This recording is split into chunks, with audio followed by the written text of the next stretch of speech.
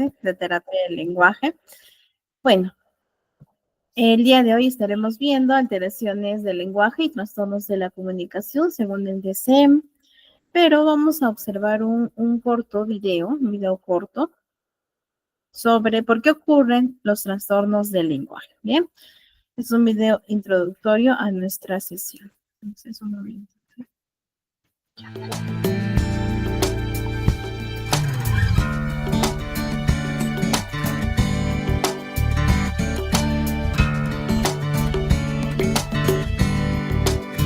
Una pregunta sería, ¿por qué ocurren los trastornos del lenguaje?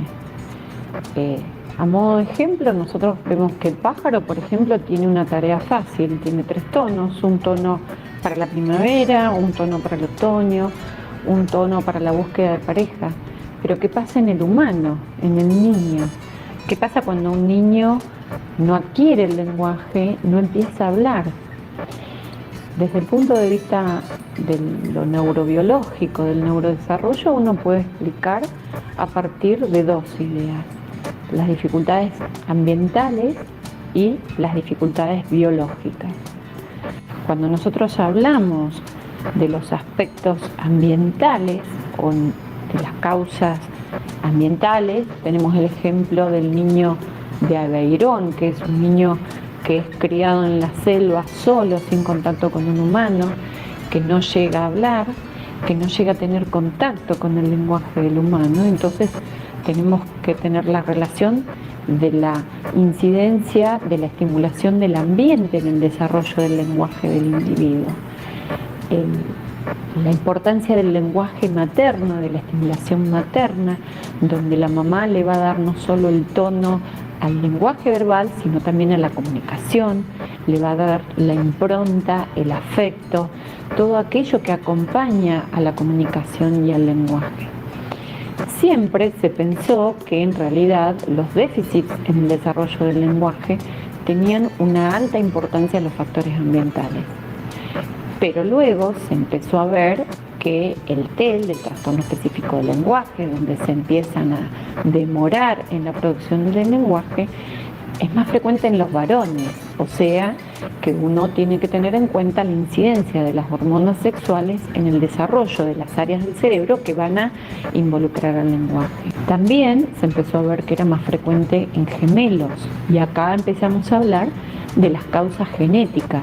Es decir, el programa del desarrollo de las áreas del lenguaje va a estar codificado en los cromosomas. Se habla de alteraciones en los cromosomas 16, en el cromosoma 19, en el cromosoma 13 y en el cromosoma 3. Y luego se empiezan a incorporar las alteraciones en los procesos de organización de las áreas del lenguaje. Dentro de esos genes, los haplotipos o los distintos subtipos genéticos como el FOXP2. En ese sentido, nosotros encontramos que los estudios moleculares se encuentra que la afectación en un gen o a veces en más de un gen combinados entre sí nos da como consecuencia trastornos en el lenguaje en una familia con mucha más frecuencia que en otra familia.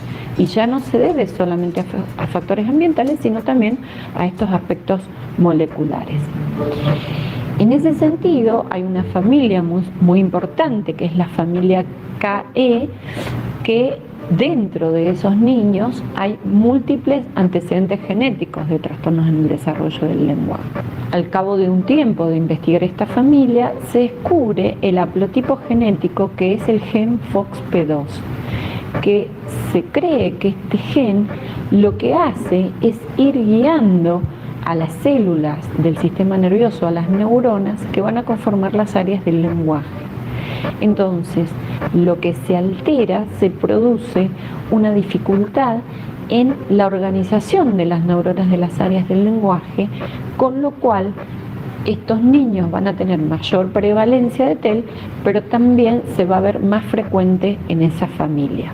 Cuando se hablaba que las alteraciones del lenguaje aún no se descubrían en los estudios genéticos, se empezaron a investigar las malformaciones en el cerebro en las personas con trastornos del lenguaje. Y así, un investigador muy importante que fue Galaburda descubrió que personas que habían muerto con trastornos del lenguaje y trastornos en la lectoescritura, que es la parte escrita del lenguaje, esas personas tenían dislexia, pero tenían malformaciones, pequeñas microdigenesias en las áreas temporales del lenguaje, de los lóbulos temporales, y que esas microdigenesias se repetían en las distintas personas con dislexia. Y acá se empezó a aceptar que las fallas del lenguaje y la dislexia no eran puramente emocionales, no eran puramente por causas ambientales, sino que había una causa neurobiológica que hacía que esas personas no pudieran aprender a hablar, a leer y a escribir. En ese sentido, los últimos estudios han mostrado que las zonas de los lóbulos temporales, un área que es el plano temporal o la zona del planum temporal, es asimétrica y tiene un mayor desarrollo del lado izquierdo del cerebro en relación al desarrollo de la lectoescritura y el lenguaje. Las personas que tienen TEL y dislexia tienen un menor crecimiento del plano temporal izquierdo respecto del derecho. Es decir, como que el plano temporal no se diferencia tanto. Y esto no sería una consecuencia, sino una causa del TEL.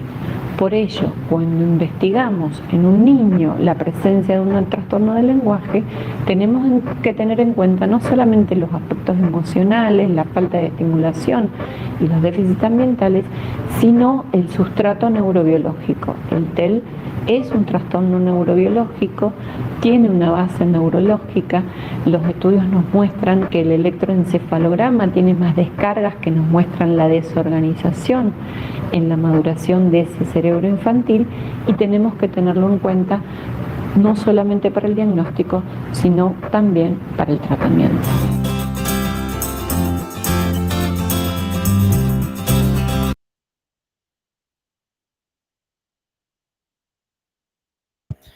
Bien, les envío nuevamente entonces el enlace para aquellos que recién se están conectando y también para que lo visualicen en su espacio personal. Bueno, entonces, ¿cómo podemos definir qué son las alteraciones del lenguaje? Según Bashir, nos comenta de que estas alteraciones del lenguaje es un grupo heterogéneo, pero quiero que por favor nos tomemos unos minutitos para poder identificar en qué consiste, ¿no? En estos desórdenes, ya sea en el desarrollo, pero también puede surgir en la adquisición del lenguaje, en sus dos vertientes. Puede ser en la vertiente comprensiva, en la vertiente expresiva o también en ambos, ¿sí? Recordemos que desde la primera sesión comentábamos la importancia de estar evaluando y observando las dos vertientes, comprensiva y expresiva. También ya hemos visto los hitos, es decir, qué es lo que se espera para la edad de cada uno de los pequeños en ambas vertientes, comprensiva y expresiva. Bien, ahora, algunas de estas alteraciones que puede presentar el niño podrían persistir. Bien, sin embargo, los síntomas, las manifestaciones y también la severidad va a cambiar con el paso del tiempo. Bien, mientras que otras, algunos desfases, algunos retrasos, ¿sí? Tienden quizás a ser transitorios. Con una buena intervención, siempre recuerden la importancia de la intervención temprana. Esto va a facilitar y ayudar a los niños a superar el desfase o el retraso que actualmente está presentando. Sin embargo, hay algunas alteraciones que sí tienden a persistir. Bien, pero ello no quiere decir que porque tenemos un diagnóstico no se va a llevar a cabo la terapia. Por el contrario, nosotros sabemos que el niño ya tiene un diagnóstico, nosotros hacemos el lado psicopedagógico, es decir, a través de las herramientas, el acompañamiento, es necesario llevar a cabo todo este proceso. no por tener un diagnóstico y que nos digan que el síntoma o los síntomas van a persistir con el tiempo, no le podemos negar la terapia a los niños. ¿Listo? Bien. Entonces, vamos a ver el primer trastorno, que es trastorno del lenguaje. ¿Bien? Según el DCM. Ahora, en el DCM, buenas tardes, Diana, bienvenida. Nos dan ciertos criterios que el niño debe de cumplir para que con toda la información sintetizada se pueda dar un diagnóstico certero, ¿no? Que es el especialista correspondiente quien lleva a cabo este diagnóstico. Vamos a conocer entonces un poquito acerca del trastorno del lenguaje. El niño debe presentar dificultad persistente en la adquisición y en el uso del lenguaje. Bien, dificultad persistente en la adquisición y en el uso del lenguaje, debido, miren, a las deficiencias de la comprensión, vertiente comprensiva, o producción, vertiente expresiva. Hay deficiencias, ya sea a nivel de la comprensión o a nivel de la producción o incluso en ambos. Y hay tres puntos principales que caracteriza al trastorno del lenguaje. Uno, el niño presenta un vocabulario reducido. El conocimiento y el uso de las palabras está muy por debajo de lo que se espera para su edad. Dos, la estructura gramatical limitada. Es decir, que comete errores para poder ubicar las palabras de manera correcta, de modo que forman oraciones. Entonces, esta capacidad para ubicar las palabras y formar frases que sean gramaticalmente correctas es limitada en el caso de los niños que tienen el trastorno del lenguaje. ¿Y cuál es el tercer punto? Deterioro del discurso, que es la capacidad para usar vocabulario, conectar frases para describir un tema o llevar a cabo una conversación. ¿Sí? Entonces, chicos, los tres puntos principales que debemos de considerar dentro de un trastorno del lenguaje es que el niño presenta vocabulario reducido, que su estructura gramatical es limitada y que presenta un discurso muy vago, deterioro del discurso. Son tres puntos importantes que dentro del criterio A se debe de considerar. A nivel comprensivo o expresivo, o ya sea ambos, que sea mixto. ¿Sí? Entonces, para tener una noción un poquito más clara, siempre acuérdense de estos tres puntos: vocabulario reducido, estructura gramatical limitada y deterioro del discurso. Ello cuando hablamos de un trastorno del lenguaje. ¿Qué nos dice el criterio B? Que las capacidades del lenguaje, ¿cuáles? Estas, ¿bien? Están notablemente por debajo de lo esperado para la edad cronológica que tiene el niño. Por lo tanto, va a presentar limitaciones funcionales en la comunicación, en la participación social, en los logros académicos, ¿no? Hemos visto que la teoría también menciona que cuando hay un retraso del lenguaje, es posible que haya un retraso del pensamiento. También hemos visto que hacemos uso de la razón al momento de utilizar nuestro lenguaje. ¿Listo? Entonces, las capacidades del lenguaje que actualmente el niño esté presentando, según el criterio B, debería estar por debajo de lo esperado para la edad cronológica que tiene el menor. Bien, el criterio C, ese es el criterio que se va a repetir en todos los trastornos que vamos a ver hoy día. ¿Qué nos dice este criterio? que el inicio de los síntomas se produce en las primeras fases del periodo del desarrollo, es decir, en la niñez temprana. ¿Sí?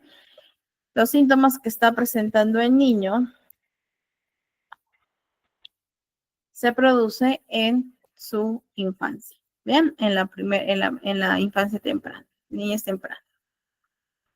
¿Listo? Y el criterio T que permite para que los especialistas lleven a cabo un diagnóstico diferencial.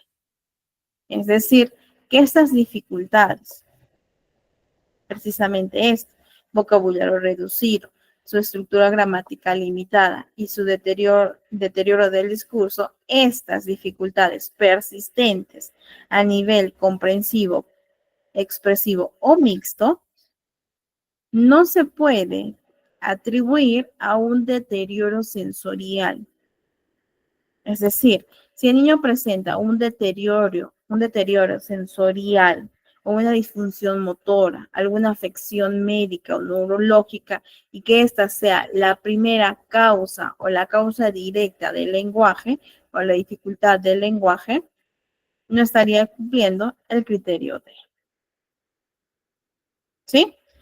Pero sí se puede dar que hay niños que tienen discapacidad intelectual y presentan dificultad en el lenguaje. ¿Sí? ¿No? Entonces hay dos morbilidades. Bien, pero la causa directa de los problemas del lenguaje, las alteraciones del lenguaje, sería la discapacidad intelectual. Por eso se lleva a cabo el proceso de evaluación. Bien, pero estas dificultades, según el trastorno del lenguaje, no se pueden atribuir a un deterioro sensorial, a una disfunción motora, a alguna afectación médica neurológica. Tampoco se explica mejor por una discapacidad intelectual o un retraso global del desarrollo. Bien, las características diagnósticas, estas características que sobresalen, ¿sí? Y que debemos de considerar en este trastorno del lenguaje.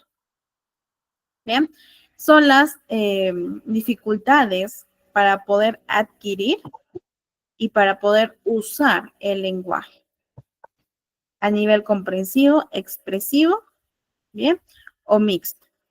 Pero hay tres puntos principales: el vocabulario reducido, la estructura gramatical limitada y el deterioro del discurso. Esas son las tres características diagnósticas principales. Ahora, recuerden, para yo adquirir, para yo aprender y usar el lenguaje, necesitamos de dos capacidades: la capacidad expresiva y la capacidad receptiva. ¿Cierto? La capacidad expresiva es la producción de señales vocales, gestuales o verbales. Lo que yo estoy actualmente, ahora, en estos precisos momentos, haciendo. Y la capacidad receptiva, que es el proceso de recibir, procesar y comprender los mensajes lingüísticos que ustedes están haciendo ahora. ¿Sí? Entonces son ambas vertientes, ambas capacidades que nosotros como seres humanos necesitamos para poder aprender y hacer uso del lenguaje. Sin embargo, los niños con trastorno del lenguaje pueden presentar dificultad, ya sea en esta capacidad expresiva o ya sea en la capacidad receptiva o en ambos. ¿Sí? Precisamente por ello les mencionaba, y voy a redundar un poco, sobre la importancia de evaluar ambas vertientes. Puedes estar estrellando, no te preocupes. Qué gusto tenerte en clases. Bien, entonces, las capacidades del lenguaje tienen que ser evaluadas en ambas modalidades, expresivas y receptivas. ¿Sí? ¿Por qué? Porque la gravedad puede ser distinta y sí, hay algunos niños que pueden estar no dentro de lo normal, pero tiene un poquito menos de afectación en cuanto a la modalidad comprensiva. Por ejemplo, si yo le digo a un niño de 3 añitos, Juancito, pásame la pelota, y Juancito me va a pasar. Y cuando le digo, Juancito, ¿dónde está tu cabeza? Señala su cabeza. Cuando le digo, Juancito, cierra la puerta, cierra la puerta. Entonces, a nivel comprensivo, está obedeciendo, por lo tanto, comprende la información, los mensajes lingüísticos. Pero al momento de expresarse sí presenta dificultad. Bien, entonces se tiene que evaluar ambas vertientes siempre. ¿Sí? Porque sí, justo en ya semanas anteriores llegó a consulta con un colega. A un colega le llega un niño de aproximadamente 3 añitos, en donde le hizo la evaluación, la primera sesión de consulta, y el niño comprendía, ¿no? El niño realizaba aquello que se le indicaba, ¿sí? Pero cuando tenía que expresarse, se notaba que había dificultad, ¿no? Y era muy notable su modalidad expresiva, que estaba limitada. Bien, entonces siempre recuerden evaluar ambas vertientes. ¿Listo? Ahora, las primeras palabras y las frases del niño es probable que se inicien de manera retrasada, según el DCM. El vocabulario ya hemos visto que es más limitado, es menos variado. Las frases tienden a ser más cortas, tienden a ser menos complejas, presentan errores gramaticales. En vez de decir Pepe come galletas, podrían decir come galletas Pepe, que podemos observar, escuchar que la última oración gramaticalmente es incorrecta. Entonces, este tipo de errores suelen cometer. ¿Listo? Entonces, son algunos signos que nosotros debemos observar en los pequeños. En cuanto al desarrollo y curso, ¿qué nos dice el DCM del trastorno del lenguaje? A ver, uno, que la adquisición del lenguaje está marcada por cambios que se producen desde su inicio en la niñez temprana. Entonces, este trastorno aparece durante este desarrollo temprano. Sin embargo, puede existir una variación en cuanto a la adquisición temprana del vocabulario, las primeras combinaciones de la palabra, y esto vamos a estar observando en el proceso de intervención en el caso de los niños. Pero, según el DCM, que nos comenta que el trastorno del lenguaje diagnosticado a partir de los 4 años tiende a ser estable con el tiempo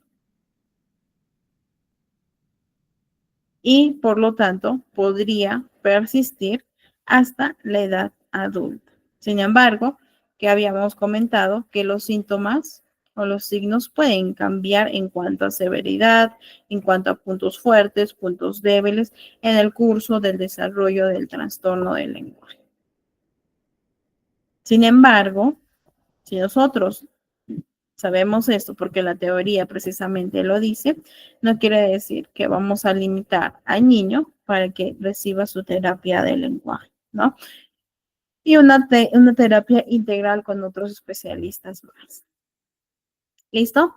Entonces, en cuanto al trastorno del lenguaje, ¿cuáles son estas 3 características principales? En el chat lo ponen, por favor.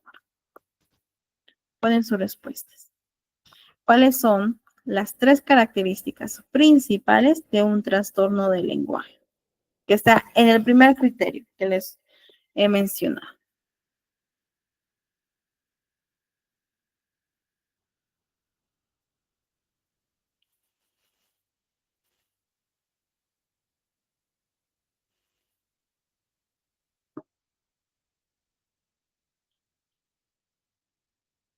A ver, son 3 características principales que debemos de observar para poder deducir, ¿no? Que posiblemente el niño esté presentando un trastorno del lenguaje. Excelente, María Inés. Vocabulario reducido, estructura gramatical limitada y falta el último. Deterioro del discurso. Excelente, María Inés. Entonces, son 3 capacidades, habilidades de lenguaje que el niño presenta dificultad según el criterio y que estas capacidades están muy por debajo de la edad cronológica del menor. ¿Sí? Entonces, siempre tengan en cuenta ello, no solo en la vertiente comprensiva o en la vertiente expresiva, sino en ambos. ¿Listo? Bien, vamos a observar un video corto sobre algunas recomendaciones para aquellos padres que tienen niños con este diagnóstico. Bien, a ver.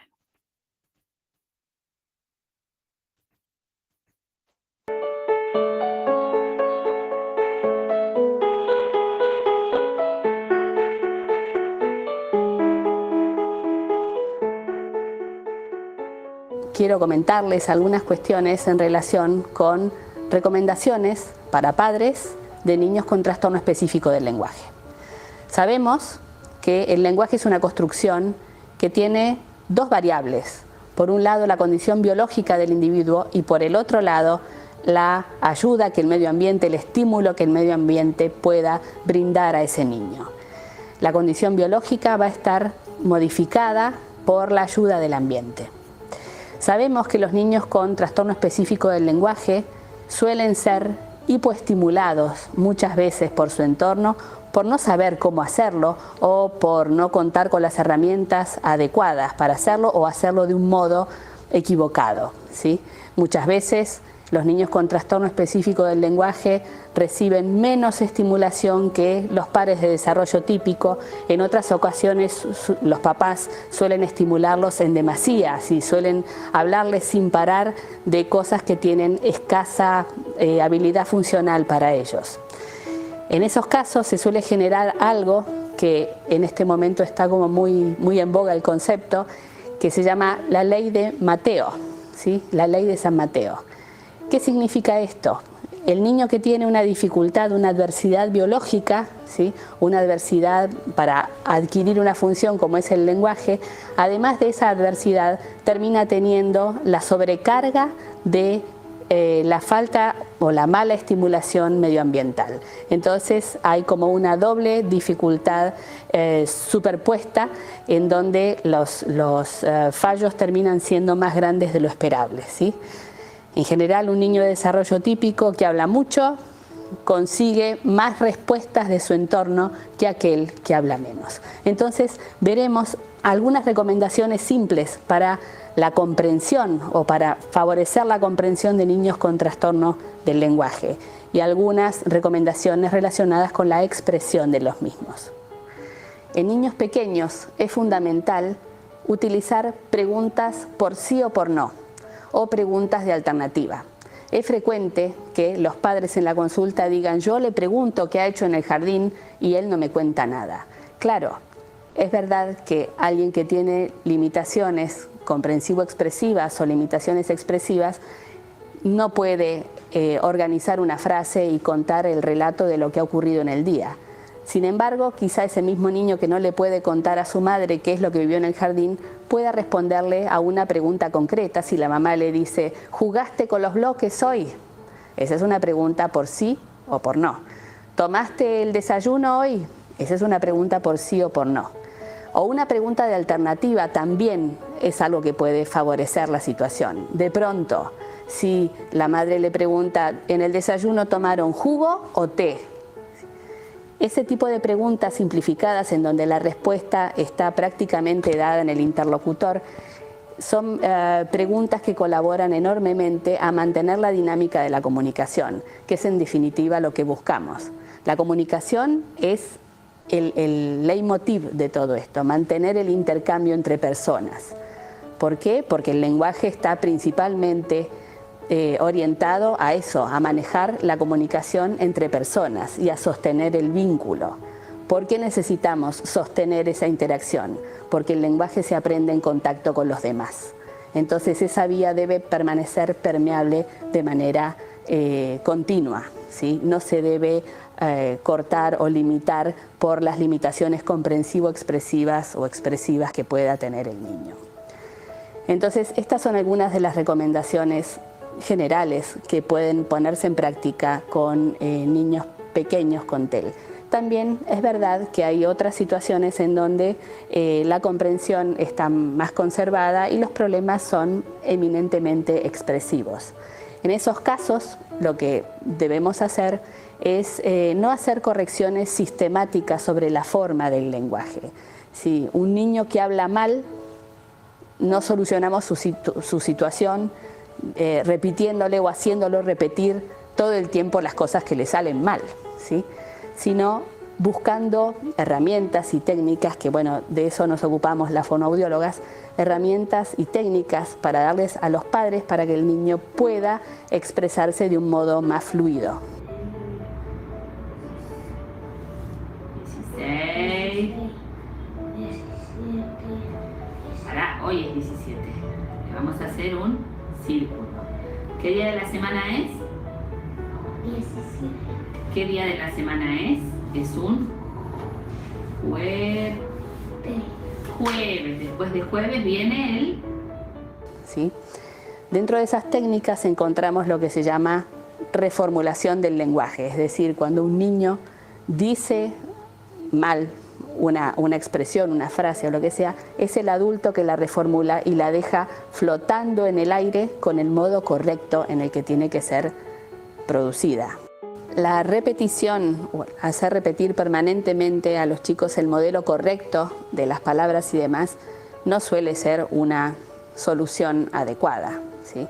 El niño debe tener el modelo correcto, sí, a su alrededor, pero a la vez las estrategias que lo faciliten para acceder a ese modelo, ¿sí? Y hay un hecho que es sumamente importante en toda esta situación y que no lo mencioné hasta ahora, y es que la información que uno debe tratar de manejar siempre es información funcional, es decir, información relevante para el niño, ¿sí? Si un niño no sabe responder cómo es su nombre, no tiene sentido que le enseñemos los colores, ¿sí? Porque antes de aprender los colores, tengo que saber cómo me llamo, ¿sí? Entonces, seleccionar los contenidos que sean funcionales a la comunicación, aquello que sea relevante como para poder seguir manteniendo el vínculo comunicativo con los demás.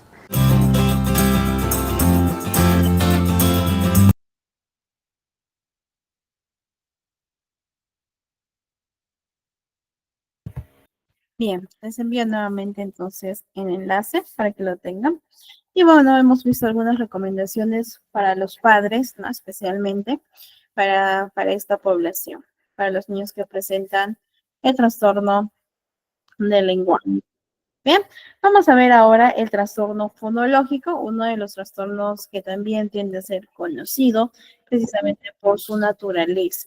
De la misma manera, veremos los criterios según el DSM. A ver, ¿qué nos dice en el criterio A? Que el niño debe presentar dificultad persistente, ¿sí? Tiene que ser una dificultad notoria que nosotros estemos observando y que persiste, permanece en el tiempo, ¿sí? Pero en este caso, en la producción fonológica. Precisamente por ello, es decir, cuando presentan esta dificultad en su producción fonológica, interfiere con la inteligibilidad del habla, ¿sí? Y por lo tanto, también impide la comunicación verbal de los mensajes. Comunicación verbal, porque estamos hablando de la producción fonológica. Bien, entonces, presenta una dificultad persistente en la producción fonológica que interfiere con la inteligibilidad del habla y o e impide la comunicación verbal de los mensajes. ¿Bien?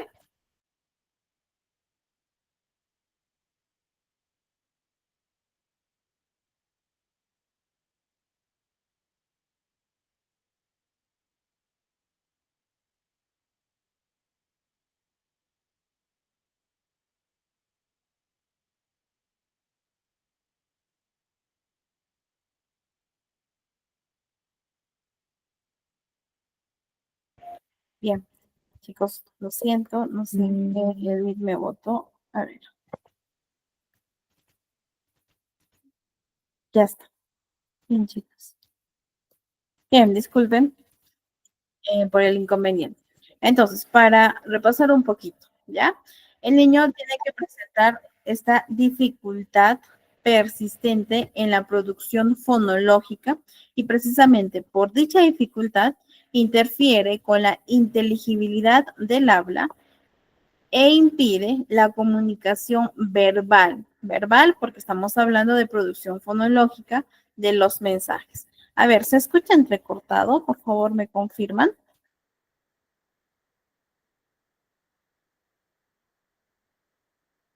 O si se me escucha bien. Ok, se escucha bien. Listo. Bien, chicos, muchas gracias. Ya, entonces, esto en cuanto al criterio A. Vamos a ver qué nos dice el criterio B. La alteración, pues evidentemente va a causar limitaciones en la comunicación eficaz que interfiere con la participación social, con los logros académicos en el niño. ¿Sí? Recordemos que incluso, bien, incluso hablamos en las primeras sesiones esta asociación, ¿no? Que tiene los trastornos de la comunicación, los desfases del lenguaje, que tiene un impacto en el logro académico de los pequeños.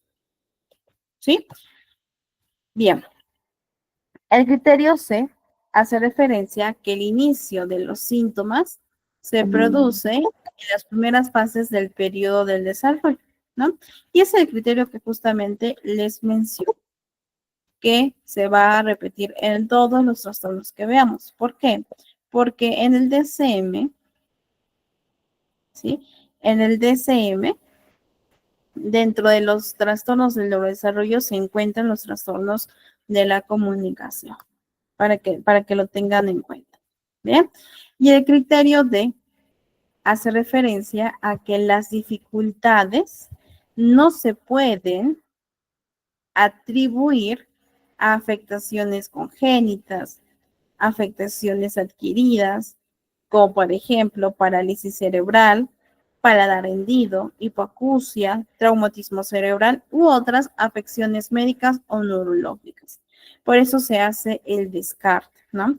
Y siempre, claro, lo ideal sería tener una evaluación integral con los especialistas correspondientes para poder descartar todo este tipo de afecciones médicas y o neurológicas. Bien, entonces, las características diagnósticas del trastorno fonológico, es importante considerar que la producción fonológica hace referencia precisamente a la articulación clara. Y por supuesto, si el niño presenta una dificultad persistente en la producción fonológica, va a interferir con la inteligibilidad del habla. No se le va a entender lo que el niño está comunicando verbalmente. ¿Bien? Entonces, la articulación clara de los fonemas, de los sonidos, se combinan para poder crear palabras habladas.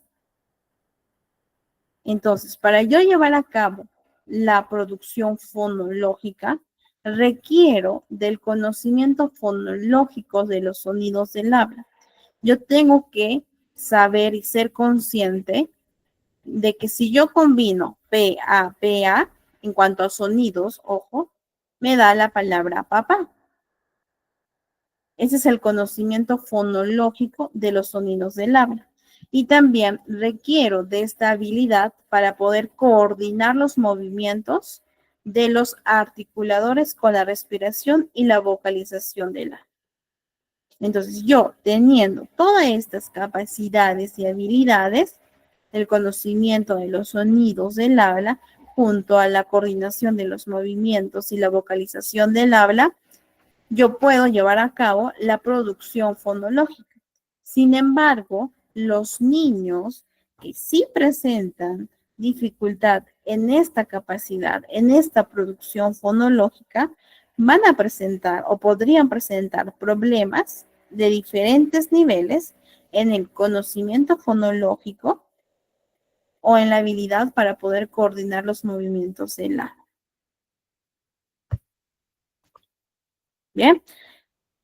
Entonces, el trastorno fonológico, según el DSM, se diagnostica cuando la producción de los sonidos del habla no es la que se espera para un niño de su edad cronológica, que es parte de su etapa de desarrollo. Bien, en los niños de 4 años, con un desarrollo normal en su lenguaje, el habla general ya puede ser inteligible, ya se le entiende a un niño de 4 años. A los 2 años lo podemos entender en un 50%. Pero ¿qué pasa si mi niño tiene 5 años y no se le comprende, no se le entiende lo que habla, lo que comunica verbalmente? Su producción fonológica posiblemente no esté adecuada y esté presentando dificultades para poder comunicarse de manera verbal, precisamente por la producción fonológica. ¿Y qué pasa? Que hay niños que acortan las palabras, acortan las sílabas. Entonces, ojo, no es inusual que los niños con un desarrollo normal de su lenguaje acortan palabras, acortan sílabas, cuando están iniciando este proceso de aprendizaje del habla. Pero con la progresión en el desarrollo de la producción fonológica, esto debería de conducirles hacia un habla mayoritariamente inteligible a los 3 años. Pero ¿qué pasa con los niños que presentan el trastorno fonológico? Pasa que ellos siguen utilizando estos procesos de simplificación fonológica, es decir, siguen acortando las palabras después de la edad que ya se entiende por los hitos del desarrollo que debería de comunicarse de manera más inteligible.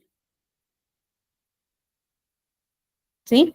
Entonces, ellos continúan con esta simplificación fonológica. Al llegar a los 7 años, como lo menciona el DSM, se debería de producir la mayoría de los sonidos del habla con claridad. Entonces, un niño a los 7 años que no se le entiende lo que habla y que aún continúa con esta simplificación fonológica y acortan palabras o sílabas, lo ideal sería llevar a cabo la valoración. ¿Sí? A ver. Vamos a ver un pequeño videíto. A ver, un momentito, por favor.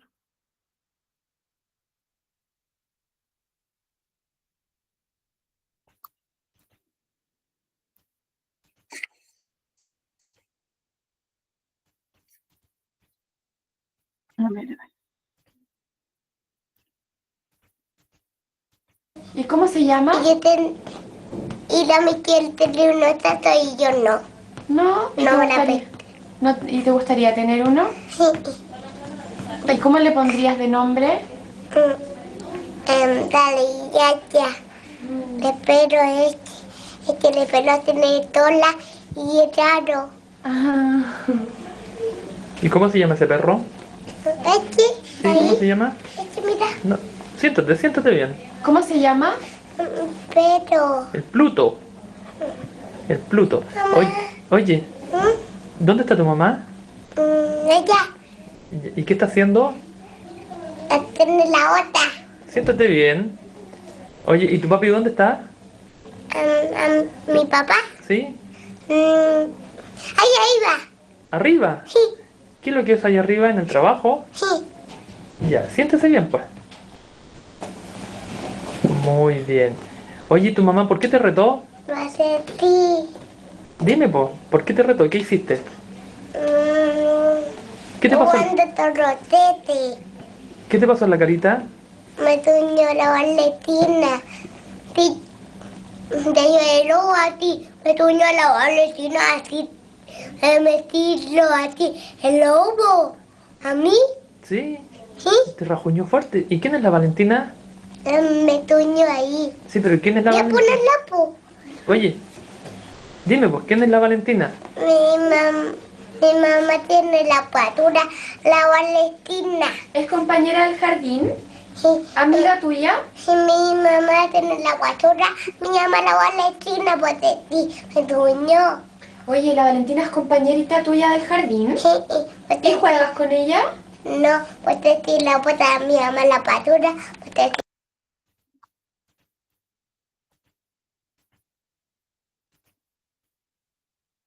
Bien.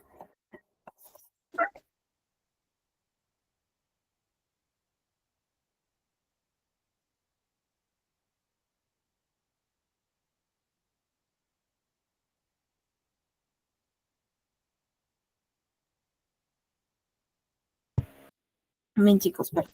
Bien, entonces, sí, Evelyn, en algunos fonemas puede presentar alguna dificultad para poder reproducir, ¿no? La articulación, precisamente por lo que comentas.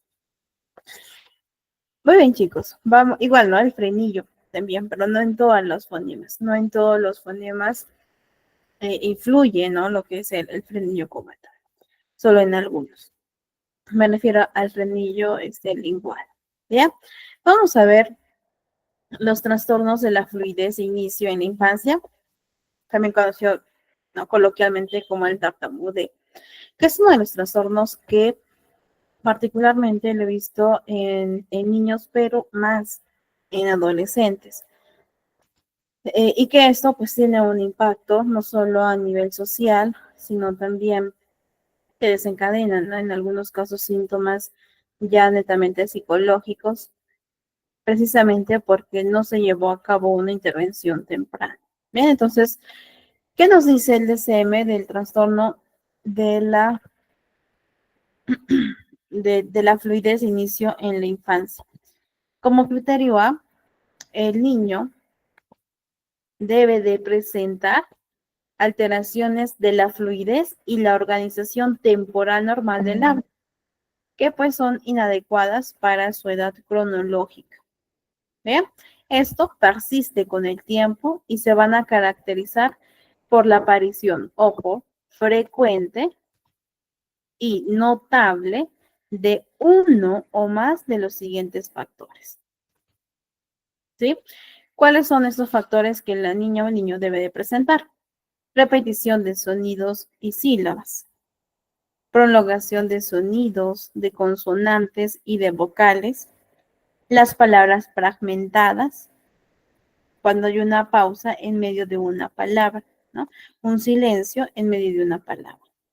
El bloqueo audible o silencioso, que son pausas largas en el habla. Los circunloquios es cuando el niño sustituye la palabra problemática por otra palabra. Bien. Palabras producidas con exceso de tensión física. Yo les voy a compartir una carpetita para trabajar este tipo de trastorno de la fluidez. Y la séptima es repetición de palabras completas monosilábicas, ¿no? Por ejemplo, yo lo veo. Bien, entonces, según el DSM, de las 7 que vemos en pantalla, el niño debe presentar uno o más. Pero esto es persistente, es notable, frecuente, y que por lo tanto limita a la comunicación, ¿sí? A la comunicación eficaz, a la participación social, al rendimiento académico del menor. Ahora, ¿qué consecuencias ustedes consideran que un niño, precisamente con este trastorno, podría afrontar? Por ejemplo, la alteración causa ansiedad al hablar, precisamente cuando son conscientes de que están tartamudeando, ¿sí? Y esta ansiedad podría desencadenar otras consecuencias que el niño va a tener que afrontar, sobre todo si es que no hay una intervención temprana. ¿Qué consecuencias ustedes consideran que un niño podría afrontar debido a este tipo de trastorno de la fluidez?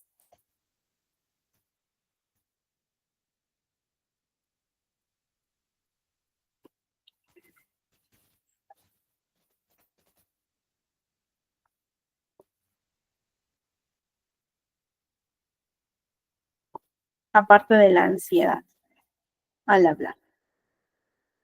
Hay muchas consecuencias que el niño puede afrontar, ¿no? Incluso si esto continúa en una adolescencia. Frustración, muy bien, Rosana. ¿Qué más?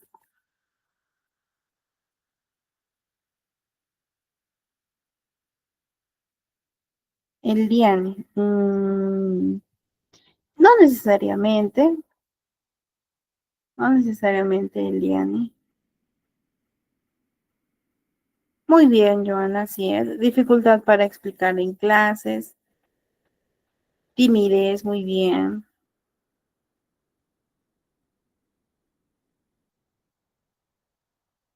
Después de una experiencia traumática, nos comenta Jenny. Sí. ¿Qué más? Timidez, aislamiento social, ¿no? En la adolescencia. Vergüenza, nos comenta Roxana. Luego de estar también, ¿ok? Ansiedad, estrés, tensión. Podría afectar a su autoestima si es que no hay un buen acompañamiento. ¿Qué piensan ustedes?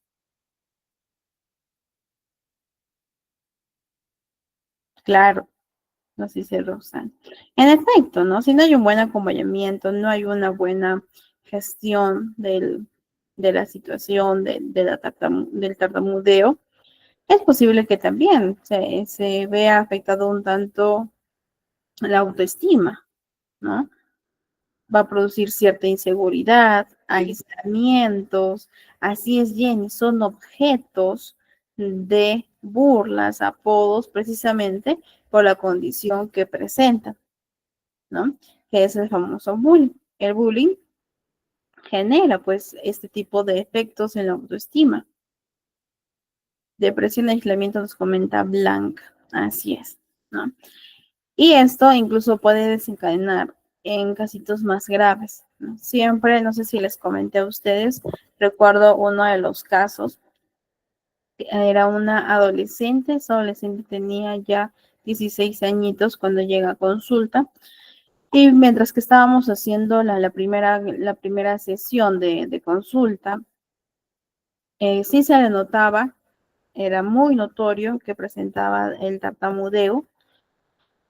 Y bueno, ¿no? Según lo que comentaba la mamá, eso presentaba desde muy pequeña, muy pequeñita. Pero en el colegio, en un inicio, claro, fue objeto de burlas, de comentarios, de apodos, pero ya después, como ya se conocía con los compañeritos, sabían, ¿no? Que ella tartamudeaba. Llega pandemia, hacen las clases virtuales, todo virtual, y nuevamente llevan las clases presenciales y ella sentía que el tartamudeo era más frecuente, pero no le tomó mucha importancia porque precisamente ya se sentía cómoda con sus compañeros. llega a quinto de secundaria, termina, ingresa a la universidad. Y en la universidad, pues hay una expectativa de ser observado, de poder conversar, hablar, las exposiciones, y uno en los primeros años se presenta, ¿no? Siempre nos hacen presentarnos con nuestro nombre, nuestra edad, etc. Bien, entonces había una expectativa de ser observado y de conversar, de expresar. Eran personas nuevas y esto le generaba mucha ansiedad, le generaba pensamientos que incluso quería ir en contra de su integridad física, ¿sí? ¿Y qué pasa? Que esto comenzó a desencadenar ansiedad. Ya vino con un diagnóstico de un trastorno mixto de la ansiedad y depresión, diagnosticado por un psiquiatra. Uno de los factores, o de los posibles factores, entre otros, ¿sí? Es el tartamudeo, ¿no? Porque no hubo una intervención temprana. Tenía una mala gestión emocional, es decir, no sabía cómo canalizar, cómo expresar, cómo sobrellevar las emociones de la vergüenza, la emoción de la tristeza, frustración, de la cólera, de la ansiedad como tal. Entonces, ¿qué hacía la adolescente? El famoso cutting, se cortaba, ¿no? Se cortaba. Y pues, como les mencionaba, también tenía estas ideas, estos pensamientos de ir en contra de su integridad física. Bien, entonces sí hay un impacto de lo que yo he podido observar desde mi experiencia, ¿no? Que claro, se suman otros factores también, pero lo que ella mencionaba, ¿no? Que cuando ya le tocaba exponer, se retiraba del salón, del aula, y estaba toda la hora en el baño, en otros lugares, para evitar tener ese contacto y ser observada, escuchada por los demás. Y esto ya le generaba mucha ansiedad y ya con estos pensamientos, ¿no? Pensamientos que tienden a ser tediosos y también ya comportamientos de autolesión, ¿sí? Entonces siempre tengamos cuidado con eso. Si nosotros vemos a un niño, a una niña, hacer las recomendaciones de que puedan acudir a un especialista para que se haga la intervención temprana. Siempre busquemos intervenir y sobre todo prevenir, ¿no? Prevenir a través de la estimulación, prevenir, promocionar lo que es una buena salud mental. A ver, Jerry nos comenta, luego del encierro muchos síntomas, ansiedad y depresión se acentuaron después de la pandemia. Sí, en efecto. Y lo he visto más también en niños, ¿no? Y precisamente por los duelos, los duelos que no han sido manejados de manera adecuada también, no ha conllevado a estas alteraciones. Bien, entonces, según el criterio B, la alteración causa ansiedad al hablar, limitaciones en su comunicación eficaz y también en su logro académico. Bien, el inicio de los síntomas, como ya les mencioné, se va a repetir en todos los trastornos que vamos a ver hoy día. Se produce en las primeras fases del periodo de desarrollo y el criterio C, que permite realizar el diagnóstico diferencial, que hace referencia a que la alteración no se puede atribuir a un déficit sensorial, a una disfluencia asociada con algún daño neurológico, alguna afectación o afección médica, y no se explica mejor por otro trastorno mental. Bien. Entonces, en cuanto a la gravedad, ¿no? Y en cuanto a la acentuación de los síntomas, se va a ver variado dependiendo de la situación y de la presión que sienta el niño o el adolescente, ¿no?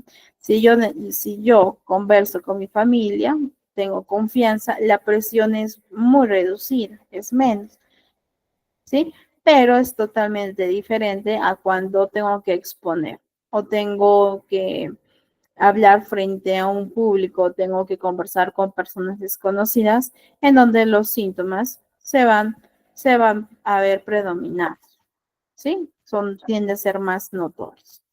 En cuanto al desarrollo y curso, se presenta según el DCM antes de los 6 años en un 80 y 90%. ¿Bien? Entre los 2 y 7 años podríamos decir, según el DCM, que es el inicio, ¿no? Durante estos rangos de edad, 2 a 7 años. Ahora, típicamente las disfluencias empiezan de manera gradual con la repetición de consonantes iniciales. ¿Bien? Y ya cuando el trastorno va progresando, las disfluencias que presenta el niño llegan a ser más frecuentes, más notorias y por lo tanto interfieren aún más. Y cuando el niño es consciente de la dificultad que presenta para poder comunicarse, va a desarrollar mecanismos para poder evitar la disfluidez. Y evidentemente van a haber reacciones emocionales asociadas, ¿no? Y lo recomendable siempre es ir acompañado de un proceso, un acompañamiento psicológico para poder aprender a gestionar las emociones, aprender a afrontar diferentes tipos de situaciones para fortalecer la autoestima, la confianza, la seguridad de sí mismo. Y el DCM menciona que la gravedad del trastorno de la fluidez a los 8 años podría predecir la recuperación o la persistencia del trastorno durante la adolescencia y o después. Bien, entonces tengamos siempre en cuenta lo que menciona el DCM. Debo salirme. Está bien, Diana, no te preocupes, te espero a la última clase, en la próxima sesión.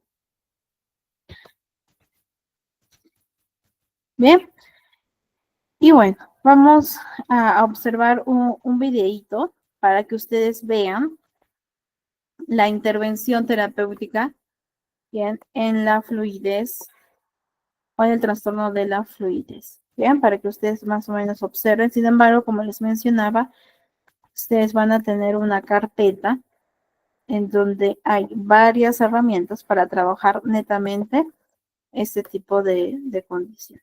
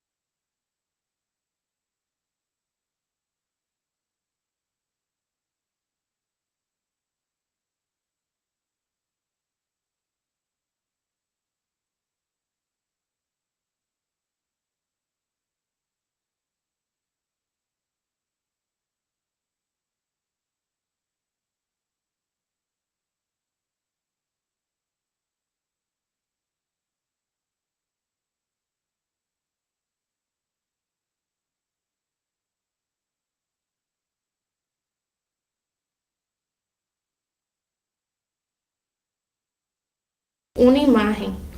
El paciente producirá el nombre del estímulo presentado. Para llevar a cabo este procedimiento se utilizará la técnica de cancelación, la cual consiste en que el paciente repita o intente nuevamente la palabra donde cometió la disfluencia hasta que produzca libre de disfluencia. Cada vez que el niño logre producir la palabra correctamente, tendrá la oportunidad de pescar un pez.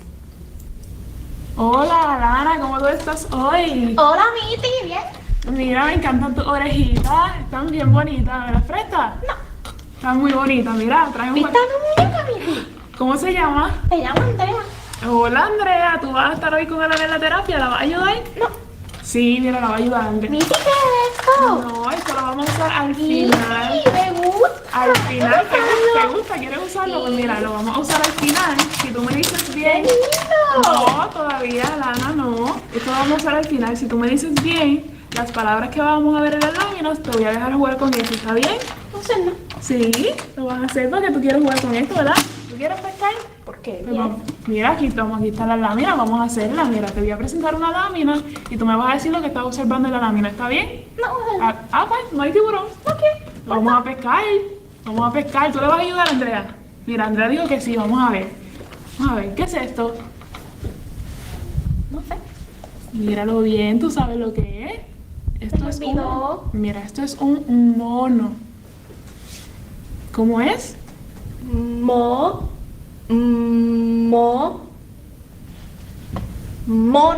Ok, vamos de nuevo. Esto es un mono. Mono. Muy bien, esto es un mono. ¿Y esto qué es?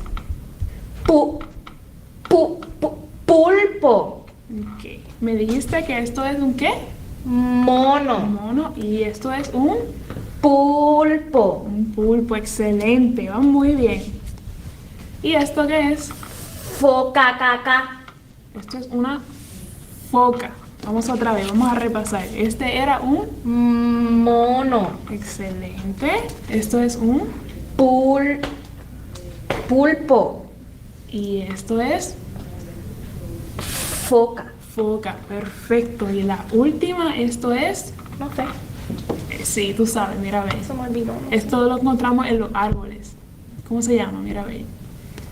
Verde. Es verde, excelente, es verde. ¿Y cómo se llama? No sé. Esto es una hoja. Jaja. Esto es una hoja. Nada, muy bien. Ahora sí, como lo hiciste muy bien, puedes pescar. ¿Puedo Y jugar? cuidado, que no te muerda el tiburón. ¿Puedo jugar? Puedes jugar, cuidado, que te va a morder el tiburón. Vamos a ver, coge un pececito. Así. Así mismo. Muy bien. Cuidado. ¿Te Me lo gusta? regalas. No te lo puedo regalar, te lo puedo usar. Muy bien, tiburón. Muy bien. Objetivo número 2. Paciente disminuirá repeticiones en frases mediante la técnica de hablar en coro de manera imitada con un 60% de adecuacidad. Procedimiento. El clínico leerá una frase repetidamente con una pronunciación clara.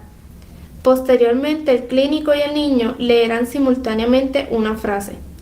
Si el paciente presenta alguna disfluencia, el clínico continuará produciendo la frase hasta que el niño logre producirla correctamente por sí solo. Una vez el paciente logre producir la frase de manera fluida, se continuará con la siguiente frase. Como refuerzo positivo, el paciente tendrá la oportunidad de jugar con el conejo. Ok, Alana, mira, te voy a presentar una frase, te la voy a decir y tú me la vas a repetir, ¿está bien? Ok, Missy. Vamos a empezar. Bajo la luna. Bajo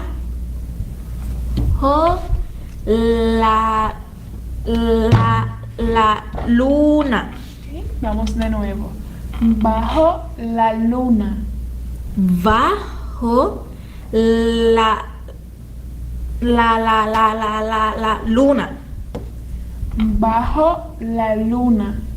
Bajo la luna. Muy bien, Alana, excelente. ¡Súper! Vamos de nuevo.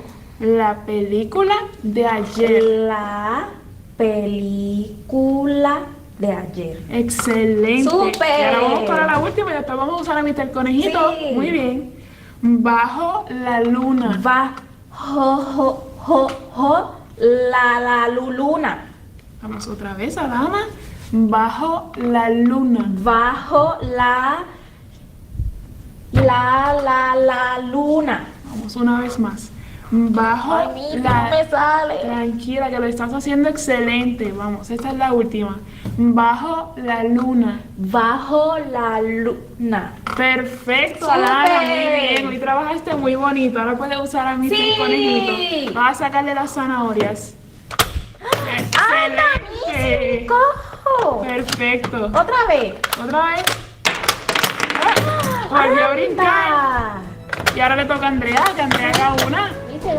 Ella juega también, claro. Ya no te puede dar.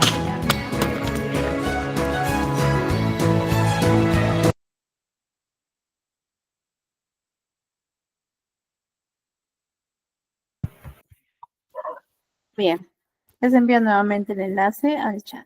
Bien, y vamos a ver entonces el último trastorno. Qué bueno, Jenny, me alegra. Vamos a ver entonces, chicos, el último trastorno de la comunicación a nivel pragmático. ¿No? Recordemos que ya en las sesiones anteriores observamos los 4 componentes o los 4 niveles del lenguaje: semántico, fonético, fonológico, morfosintáctico y el nivel pragmático. Bien, entonces, el trastorno de la comunicación social a nivel pragmático, el niño debe de presentar dificultades que también tienen que ser persistentes en el uso social de la comunicación verbal y la comunicación no verbal. Bien, entonces, al hablar de un nivel pragmático, estamos hablando del uso social del lenguaje. Y el niño va a presentar dificultades tanto en la comunicación verbal como en la comunicación no verbal. ¿Qué deficiencias, qué deterioros, dificultades o complejidades tendría que presentar para cumplir el criterio A? Punto número 1. Deficiencias en el uso de la comunicación, pero en los propósitos o para propósitos sociales, tales como saludar, como compartir información. Bien, entonces no es de manera adecuada en el contexto social, precisamente por la deficiencia que el niño presenta.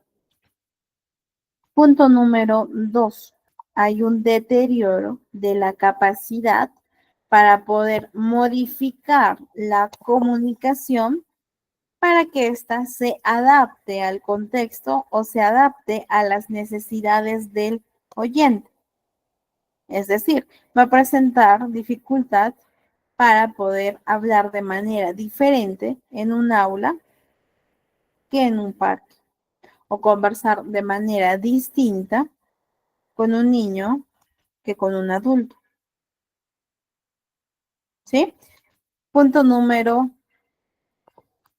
3. Dificultades para seguir las normas de conversación, para respetar los turnos. Mientras que tú hablas, yo escucho y viceversa. Para expresar de otro modo, de otra manera, cuando no se es comprendido. Bien, también presenta deterioro para utilizar los signos verbales y no verbales, de modo que le permita regular la interacción con los demás. Bien, y finalmente el punto número 4, el niño deberá de presentar problemas para comprender lo que no se dice de manera explícita. Por ejemplo, para hacer inferencias, conclusiones, inferencias. No entiende las expresiones idiomáticas, humorísticas, las metáforas, tienden a ser más literales. ¿Sí? Entonces, son 4 puntos que nosotros vamos a observar en los niños que presenten un trastorno de la comunicación social. Como dice la misma palabra, ¿no? Uso social de su lenguaje. ¿Bien? Criterio B. Las deficiencias causan limitaciones funcionales en la comunicación eficaz, evidentemente también en la participación social, en las relaciones sociales y en los logros académicos. Bien, el criterio C, que los síntomas comienzan en las primeras fases del periodo del desarrollo. Sí, es el criterio que, como les mencionaba, se repite. Bien, y el criterio de que los síntomas no se pueden atribuir a alguna afección médica, alguna afección neurológica, tampoco a la baja capacidad de dominios de morfología y gramática, no se explica mejor por un trastorno del espectro autista, discapacidad intelectual, retraso global de desarrollo u otro trastorno mental. Entonces, esto hace o permite, bien, que el especialista pueda llevar a cabo el diagnóstico diferencial, ¿sí? Nuevamente, si el niño presenta dificultades, pero observamos que tiene dominios bajos en la morfología y en la gramática, no estaría cumpliendo con el criterio D. ¿Sí? Bien. Entonces, ¿cuáles son las características diagnósticas del trastorno pragmático? A nivel pragmático, dificultad para el uso social, deficiencias en la comprensión y el seguimiento de las reglas sociales, no es capaz de poder adaptar su discurso según las necesidades, no sigue las normas de conversación, no respeta tampoco los turnos, tienden a ser un tanto más literales. Bien, entonces, según el DSM, ya a partir de los 4 o 5 años, es la edad donde se debería o se permite identificar las deficiencias específicas de la comunicación social. Ahora, las formas más leves del trastorno a veces no es muy evidente hasta llegar a una adolescencia, ¿no? A la adolescencia temprana. ¿Por qué? Porque es en esta etapa, la adolescencia temprana, cuando el lenguaje y las interacciones sociales son más complejas. Y es ahí en donde recién se observa este tipo de trastorno a nivel pragmático. Bien, también esto va a tener o va a causar alteraciones en sus relaciones interpersonales, precisamente porque no respetan turnos, no respetan normas, no respetan las reglas, las normas de conversación, tampoco pueden adaptar su discurso. Para poder compartir información lo hacen de manera inadecuada, según las necesidades del oyente, según las necesidades del contexto en el cual se encuentra. También va a causar problemas en sus comportamientos sociales, en la adquisición de otras capacidades que estén relacionadas con el uso social del lenguaje. Bien, vamos a ver el último videíto en qué consiste este trastorno de la comunicación, algunas causas, algunos síntomas y también parte de una psicoeducación, ¿ya? Y finalmente les voy a compartir un link, un videíto, precisamente, que es los trastornos que hemos visto de una manera un poquito más resumidas para sintetizar todo lo visto en sesión. Bien, entonces vamos a visualizar esto.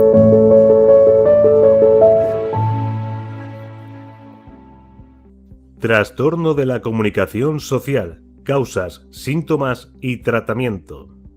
El trastorno de la comunicación social es una afección que principalmente dificulta hablar con otras personas. No es un problema con el habla o las reglas del lenguaje, como la gramática, pero afecta otras áreas del lenguaje. Las personas con este trastorno tienen dificultades para comunicarse de forma socialmente apropiada.